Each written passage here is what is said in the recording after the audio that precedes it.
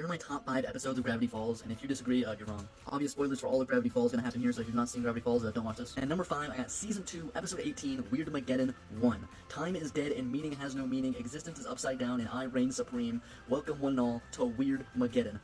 One of the hardest lines of all time dropped by Bill Cipher. This is a fantastic beginning to the finale of the show. I think the prophecy that was foreshadowed throughout the entire show coming up in this episode was fantastically done.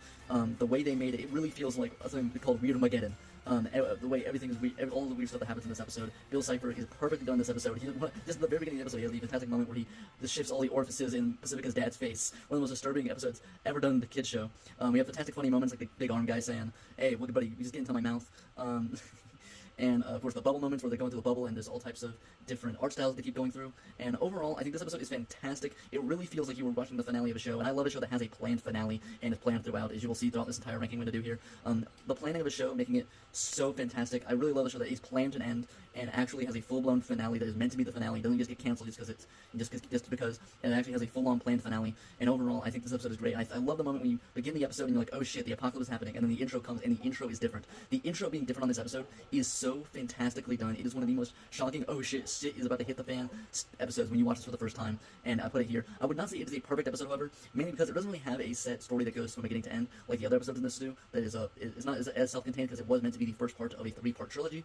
So overall, and there's also beginning of redemption in this episode, which I don't think was done perfectly well, and I do wish that to open Mabel's cage that she's like trapped into her bubble, that they would have used Quentin Tremblay's key that they gave him in season 1 that was meant to unlock any door in America. I think that would have been a perfect Chekhov's gun moment. But overall, this is still a fantastic episode and one of the most iconic in the show, so I'm gonna get this the number 5 spot. Now, that was number 5, and I said it was not a perfect episode. All of these top 4, I believe, are all 4 perfect episodes of television. They're some of my favorite of all time, and I think they're fantastically done. So number 4, I got Season 2, Episode 8, Blendon's Game. This is the most underrated episode in the entire show, in my opinion. People don't put this as high as I have it. I think it's amazing. Seuss's backstory in this episode is done so well with the time travel element and everything. Blendon also in this episode, he's in the title, but Seuss is the main character of the episode. Blendon is fantastically funny throughout this entire episode. I love the episode. I love the moment when, they're like, what should we do? What should Blendon's punishment be after they beat him in Globnar, and Mabel just shouts, death! But overall, Seuss's backstory is done so well here with his dad not showing up to his birthday and it just being so emotional showing up and seeing all the characters back in the day. I think it was done really well when they go back in time there. But I think by far the best part of this episode is the very, very end. In the end credits where we see him discover the screwdriver that leads him to the Mystery Shack and getting hired by Stan, and him realizing, and us, the audience realizing that Seuss has been growing up in the Mystery Shack and he sees Stan as the father figure he never had, and I just think that's overall just really fantastic.